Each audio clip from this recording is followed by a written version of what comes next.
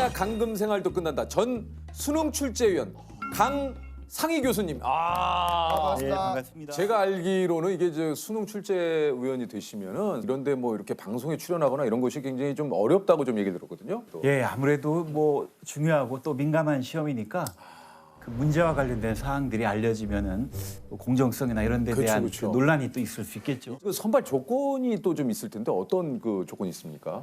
그러니까 아무래도 전문성이 많이 요구되니까 해당 전공의 대학 교수 또는 현직에 계신 교사분들, 선생님들. 3년 연속 출제를 하게 되면 안 되고 네. 아, 그래요? 수험생 자녀를 둔 사람은 또 안 되고 네.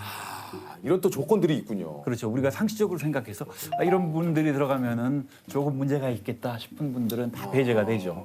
그래서 각종 그 서약을 하죠. 이런 건 하지 않겠고 저런 것도 하지 않겠고 나는 그런 아이들도 없고 그래 본 적도 없고 뭐 이런 거 다 서약을 다 체크하고. 합니까? 네, 다 체크하고 서약하고 아니 그러면 며칠 동안 거기 그 이렇게 한 달이 좀 넘습니다. 한 달 넘는 기간 동안 감금 생활을 하죠. 뭐월 뭐일 어디로 오시라 하면은 그 출제위원들을 호송할 그 차량들이 있고 그 차량을 타고 어딘가로 가는군요. 예, 어딘지는 얘기할 수 없고요. 예. 그러나 차를 타고 가기 때문에 차 창밖으로 풍경이 변하는 걸 보면 내가 지금 어디쯤 가고 있구나. 이제 이런 건 대강 그 정답을 유추해 나가실 거고. 짐작합니다. 보통 몇 분 정도가 한 해에 모이세요? 과목별로 좀 다른데 이제 제가 출제를 했던 국어 영역은 뭐 출제위원만 한 30여 분, 검토위원도 거의 20분 가깝고 국어만요? 예, 국어만 한 50여 명에 가까운 분들이 출제를 하고 그럼 몇백 분 되시겠는데요? 예. 영어 듣기 평가 지문을 녹음하는 외국인 성우도 같이 있으세요? 네. 그분들. 아니 네네. 그분들도 계세요? 하이. Good morning, Chris. Good morning, Julie. How was your weekend? 그 출제위원 분들만 뿐만 아니라 굉장히 긴 기간 동안 생활하니까 그런 생활을 유지할 수 있도록 또 도와주는 분들이 또 상당히 많죠. 왜냐면 이제 뭐 식사도 또 제공을 해야 되시고 또 뭐 어떤 분들이 계실까요? 그다음에 일정한 곳에 이제 저희가 갇혀서 출제를 하기 때문에 그 가다두는 역할을 해주시는 보안요원이죠. 표현이 독특하십니다. 가다두는 역할을. 아니 그 실제로 이렇게 숙소에 한 번 들어가면 밖으로 한 발자국도 못 나오는 겁니까? 네, 그렇습니다. 그 외곽에 이제 펜스를 울타리를 쳐서 그 울타리 밖으로는 뭐 펜스를 쳐서. 한 발자국 나갈 수가 한 없습니다. 발자국도? 네. 그 몸이 갑자기 아프거나 그럴 수도 있잖아요. 그 안에 조그만 병원이 있습니다. 그래서 의사 선생님도 들어오시고 간호사 선생님도 또 들어오시고 예외에 뭐 이런 그 상황이라는 건 없나요? 이외에는 내부에서 치료를 할 수 없는 그 병이나 부모 상을 당하거나 이제 이런 경우에는 어떻게 하겠습니까? 또 울타리 밖으로 나갈 수 있고요. 수밖에 예. 없겠죠. 늘 그 보안요원이 무조건 같이. 함께 동행합니다. 그 상중의 기간을 다 잊지도 못하고 그렇겠죠. 잠시 최소한의 그 일만 하고 다시 또 복귀하고 병원에 그 진료를 받거나 치료를 받기 위해서 갈 때에도 성함이 어떻게 되십니까? 하면 보안요원이 말씀드릴 수 없습니다. 이분은 이렇게 또 합니다. 성함이 어떻게 되세요? 이분께 그런 거 물어보시면 안 됩니다. 에? 보안상 이분의 개인정보 요구를 거부할 권리가 있습니다. 뭐 이름이 알려지면은 이렇게 저렇게 유추해 보면은 어느 분이겠구나라고 알 수 있는 가능성이 조금은 있죠. 이제 그런 것도 차단하려고. 그래서 그런 것을 원천 차단을 하는군요. 쓰레기도 확인하나요? 쓰레기 당연히 확인하죠. 심지어 뭐 음식물 쓰레기 같은 경우는 보안요원분들이 이제 비닐 장갑 같은 걸 끼고 음식물을 이렇게 손을 집어넣어서 혹시나 그 안에. 반출되는 게 있을까 해서 다 검사하시고 다른 뭐 생활 쓰레기들도 다 모아두고 모아서 시험 끝난 뒤에 이제 일괄 그 처리를 하고 정리를 하시는. 인터넷 서치를 그 안에서만 할 수 있다고 하는데 이것도 보안 요원이 없어서 지켜보는 가운데 검색을 할 수 있다고요? 예, 밖에 통신 자체가 불가능하니까 또 인터넷 검색을 할 수밖에 없는 상황이 또 있지 않겠습니까? 왜냐면 그러면 확실하게 알아보려면. 예, 그러면 이제 검색실이 따로 있어서 있고 또 거기를 지키고 또 하는 분들이 있죠. 그분들에게 무엇을 검색하려고 한다라고 해서 사전에 기록을 남기고 검색을 하는데 또 만에 하나 또 이게 뭐 해킹이 있거나 맞아. 있을 수 있기 때문에 가령 A를 검색하려고 한다면 A, B, C, D, E, F를 검색을 해서 기록을 무엇을 검색했는지 알 수 없게 이야. 그렇게 하는 게 또 지침입니다. 인터넷 검색뿐만 아니라 그런 경우가 있었는데 국어 시험 문제를 출제하다가 어떤 단어 하나가 정확하지 않은지가 내부에 있는 자료만으로는 그걸 판단할 수가 없었어요. 그런데 그걸 확인할 수 있는 자료가 어느 교수님의 연구실에 있는 책에 있다. 그래서 그걸 가져오면 된다 했는데 그 한 것만 가져올 수가 없죠. 빼올 수가 없어서 그 교수님 연구실에 있는 책을 거의 다 가져왔습니다. 다 가져와서 그 책 한 권에서 한 1분 정도 확인하고 끝냈습니다. 아, 맞구나. 야, 진짜 철저하구나. 한 달 동안 통화 자체가 그럼 불가능한 거예요? 예, 통화 자체가 불가능하지만은 피치 못할 경우가 또 있죠. 그 소수의 가족에게는 비상 연락처를 이제 알려줄 수밖에 없는데 이제 그럼 연락이 오는 경우들이 있더라고요. 있어요. 예. 예. 이제 본인이 직접 통화는 하지 못하고 이제 그걸 담당하는 또 요원이 대리 통화를 하더라고요. 대리 통화를 예. 어떻게 해요? 결혼한 지 얼마 안 된 그 신혼이신 분이 출제위원으로 오셨는데 밖에 계신 아내가 이제 전화를 하셨어요. 사랑한다. 사랑하신답니다. 나도 사랑해. 나도 사랑한답니다. 진짜요? 예, 그랬습니다. 알려주고 그러더라고요. 대표님 안 나왔으면 이런 얘기 어디서 들어요? 그러니까요. 그러니까 사실 말로는 들어봤는데 수능 출제위원이 계시다라는 그 실제로 만나서 지금 얘기를 들어보기는 처음이잖아요. 아 근데 진짜 너무 신기하네요. 진짜. 네. 그 어떤 일인지 그 내막을 다 잘 알았다면 고민을 좀 더 했을 것 같습니다. 제가 처음 그 전화 받고 출제에 들어간 첫 번째 경험 때는 제가 태어나서 가장 큰 고생을 했습니다. 왜요? 너무 힘들어서요.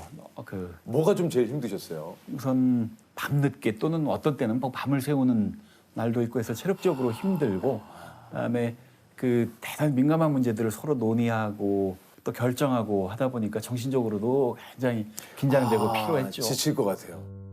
수험생과 또 수험생의 입장 이런 생각에서 벗어나는 시간이 저는 거의 없었다라고 생각이 됩니다. 그죠? 열심히 다 나름대로 그 노력을 했을 텐데 괜히 의도하진 않았지만은 그런 걸 훼손할 요소가 없는지를 다 따져보죠. 예를 들면 이건 도시, 특히 대도시의 수험생에 유리하진 않을까. 혹은 그렇지 않은 경우에는 좀 불리하지 않을까. 그리고 뭐 그 선지, 이제 정답과 오답이 있는 그 선지들을 만들 때에도 이게 너무 아이들을 고생시키는 건 아닐까. 학생 수험생들을 이런 것도 다 하나하나 따져서 그 시험을 통해서 평가하고자 하는 딱 그것만 평가하도록 하자. 예. 하다 보니까 그러다 보면 이제 새벽이 되고 이제 그런 경우들이 왕왕 있었죠. 아니 근데 한편으로는 그 생각도 갑자기 들었습니다. 그러니까 뭐냐면 그 어느 정도의 보상이 이루어지는지는 잘 모르겠습니다. 베네핏. 그렇죠. 우리 조셉이 제일 좋아하고 중요하게 생각하는 베네핏. 저는, 네, 아니 그 베네핏이라고. 왜냐하면은 중요한 일을 하는 네, 거긴 네. 하지만 거기에 따르는 뭐가 있길래 이렇게 뭐 일단은 자부심이 가장 크겠고요. 그 나라의 중요한 일을 하게 한다라는. 된다는 그런 생각이 가장 크지만은 또 그것만으로는 되지 않죠. 근데 그래도 그렇죠. 그거는 되지 않죠. 굉장히 좀 예. 격조 있게 얘기를 해주시니까 예. 과하지도 않고 적지도 않은 그 수준에서 미소가 지어지는 경우. 들어가신 분들은 미소가 지어지는. 그 미소가 지어지지 않았을 때도 있기는 했는데 저는 최근에 이제 토크를 하면서 이렇게 격조 높게 웃음을 주시는 토크. 그러니까요. 제가 굉장히 배우고 싶어하는 예, 스타일. 아주 그 딱 말하는 단어들. 것만 딱 하시면서 재미있게 그죠? 혹시 얘기 나누면 직업병 같은 거 있으십니까? 길거리 지나다니면서 저건 맞춤법이 틀렸는데 띄어쓰기가 틀렸는데 하고 또 어떤 분들 말씀하실 때 문장이 잘 호응이 안 되는데 혹시 좀 예. 저희 얘기에도 호응이 좀 잘 안 된 게 있었나요?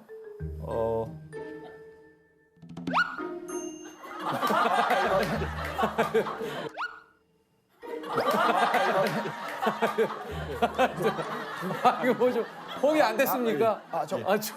제가 뒤에 서술어가 없거나 그러니까 앞에 주어하고 잘 이렇게 예, 예. 안 맞는 예, 일부러 그러시는 건 아니시겠죠? 예, 스스로 그 정도 지금 목표 예. 뭐 어떻게 될까요? 짧은 시간 안에 할라니. 잘 해야 되겠다라고 생각하면은 50% 실력이 쑥 듭니다. 왜냐하면 의식을 하기 때문에 의식하고 하는데. 좀 더 잘해야 되겠다. 이제 이렇게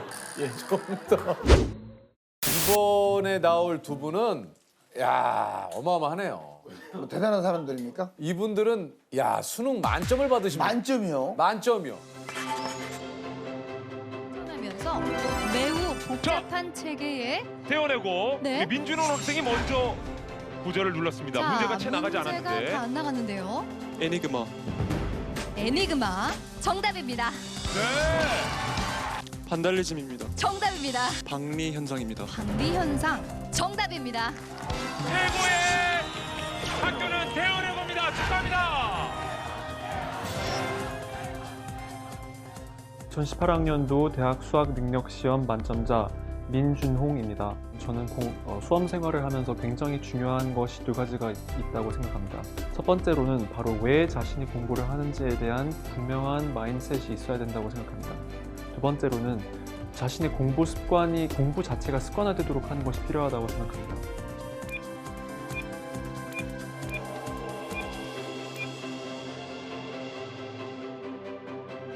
올해는 누가 만점을 받았는지 화제가 되곤 하죠. 이 가운데 중학교 3년 내내 백혈병을 앓았었던 학생이 있어서 또 내내 화제가 됐는데요.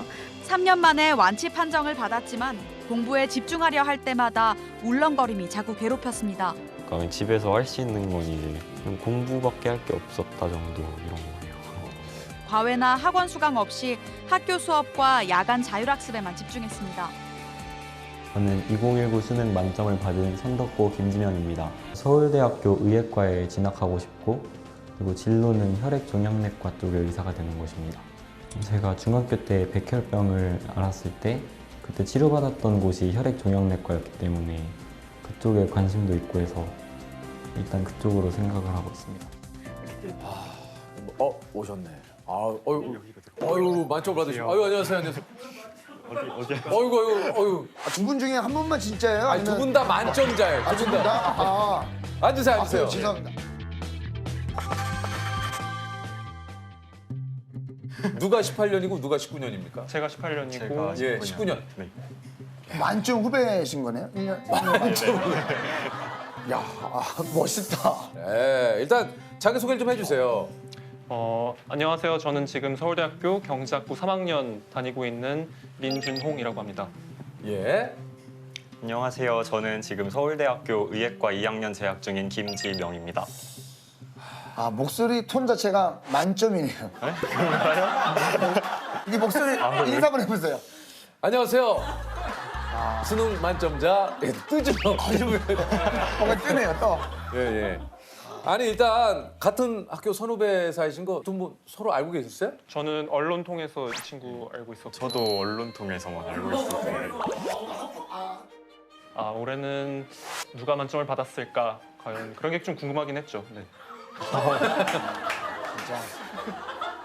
요즘은 솔직해야 돼요. 뭐 사실 예전 같으면 겸손해. 아유 아닙니다. 뭐 제가 뭐 여기 운이 좋아서 만점만. 이런 요즘 그런 거 아니에요. 요즘은 근데 운이 좋아서 만점 맞은 거는 사실이니까. 그래요? 예. 근데 저도 운이 좋아서 만점 맞아요. 나는 운이 나빠서 그렇게 많이 들렸나요? 그게 아니고 오늘 언제 났었길래. 가만 있어. 예. 저사 그런 얘기 하지 마. 근데 아까 솔직히 운이 좋았다고 했는데 혹시 그러면 찍은 문제가 있어요? 찍은 있어요? 날에? 두 분은? 전 혹시 찍은- 있어요. 진짜? 저도 두 가지 선택지 중에서 조금 고민한 거는 아 있어요?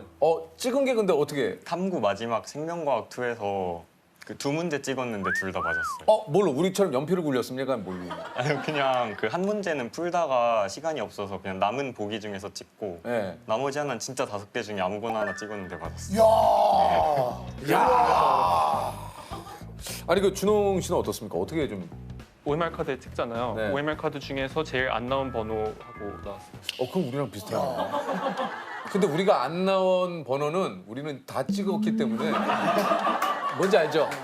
이게 음이 좀 맞아야 돼가지고 5, 4, 2, 3, 1, 2, 4, 2, 3, 2, 3, 4, 4, 4, 3 이런 거 이게 좀 이게 딱 풀자마자 이거 다 맞을 것 같은데 이런 느낌이 와요.